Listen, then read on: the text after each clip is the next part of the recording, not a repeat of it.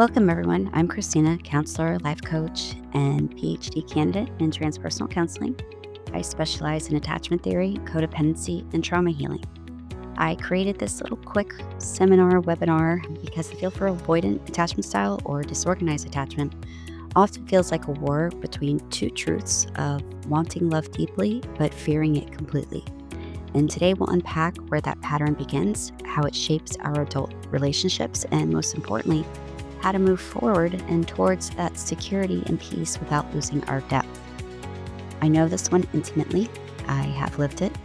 As someone who grew up in chaos, I learned that survival through hyper-independence and carried into all of that into my adulthood. I used to crave closeness but panic when someone got too close, and I've learned how to stop running from love while still protecting my peace. And this isn't about blame, it's about awareness, because once you see the pattern, you can't unsee it. And that's where transformation begins. So, what is the fearful avoidant attachment? Let's start with the basics. The fearful avoidant, often called disorganized attachment, is a paradox. It's like wanting a hug while flinching from touch. You crave intimacy, but when you get it, your nervous system screams, danger! And you push people away and then panic when they leave. This style develops from early environments where love and fear coexisted. Maybe the co-giver was abusive, neglectful, or unpredictable. Maybe they were loving one minute and cold the next. The child learns love is not safe, but I still need it to survive. Over time, that turns into an internal tug-of-war between the anxious part that seeks the closeness and the avoidant part that fears it. An example would be you text someone you care about, but when they take a few hours to respond, you feel rejected. So you pull back to protect yourself, and when they reach out, you might ignore them, yet you're hurting the whole time. So I want you to take a few moments to think about this. When have you caught yourself wanting closeness but pushing someone away? What do you think you were protecting yourself from in that moment? Now, there are childhood roots of fearful avoidant attachments, and if we do zoom out to that, fearful avoidance often grew up in chaotic homes where love was inconsistent or it was conditional. Maybe your parents said, I love you, but also criticized you constantly, or they abandoned you emotionally, physically, or through addiction, illness, or instability. So you became the child who said, I'm fine. And you learned to read the room instead of express your needs. Fearful avoidants often experience mixed messages. Come here, but not too close. Speak up, but don't talk back. You can depend on me until you can't.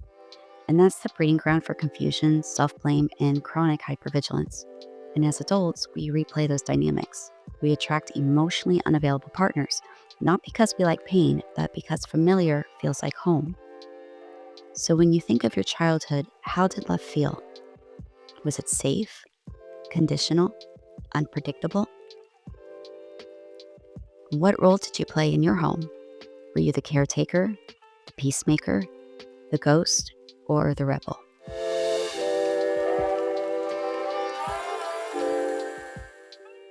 Now, let's talk about adulthood and how this fearful avoidance shows up.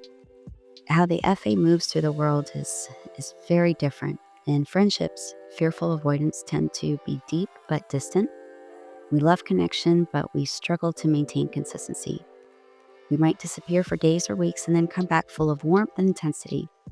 We crave safe people, but rarely let them see us. In dating, dating is where the fearful avoidant dynamic shines or it implodes. We often swing between extremes, obsession and withdrawal, overanalyzing texts and ghosting, and dreaming of the one while expecting abandonment. And we tend to attract partners with dismissive avoidant or anxious preoccupied styles, and it's because they mirror the push-pull we're already used to. An example would be, I once dated someone who was emotionally inconsistent, and when they pulled away, I'd panic. And when they came close, I would retreat. And at that point, I wasn't loving, I was just managing fear. So how do you act when someone gets too close emotionally? Do you find yourself drawn to people who are unavailable or inconsistent? Why? Now let's discuss the fearful avoidant in marriage.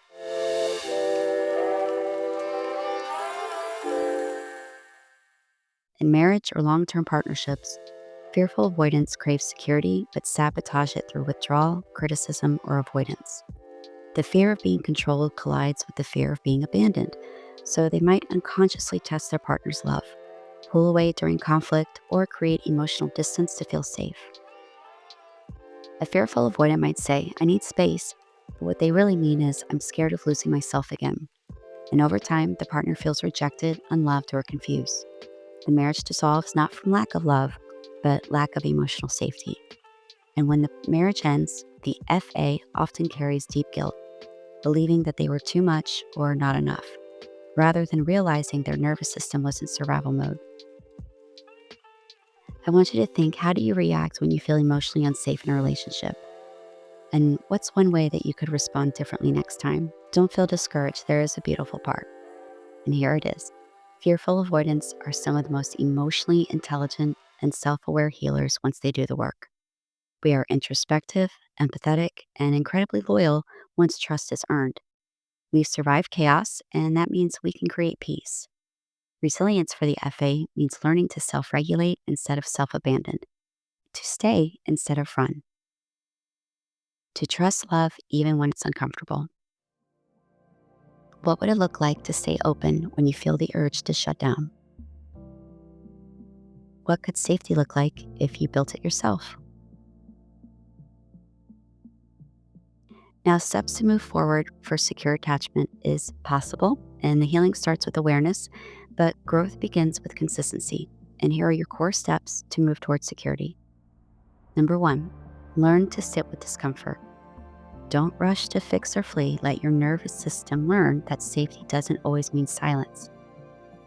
Number 2, reparent yourself daily. Speak to your inner child the way that you need it to be spoken to. "I'm not leaving you this time." Number 3, set boundaries without building walls. Boundaries communicate love. Walls communicate fear. Number 4, practice secure behaviors before you feel secure. Respond instead of react. Express instead of explode. Number 5, invest in healing spaces. Therapy, coaching, community, especially trauma-informed spaces, rewire that safety through repetition. And that's exactly what I do in my one-on-one sessions and upcoming programs. I create those containers where safety and truth coexist.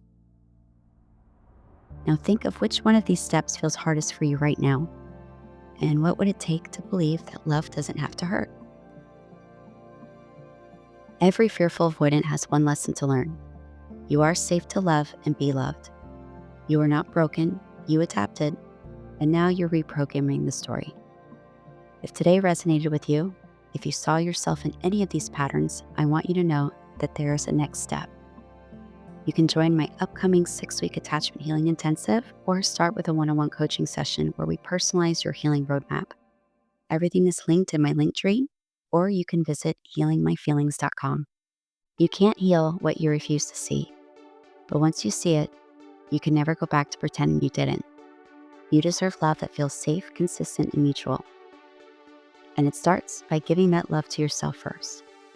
Thank you for showing up. Thank you for being brave. And remember, you're fearfully avoidant, but fiercely human. See you next time.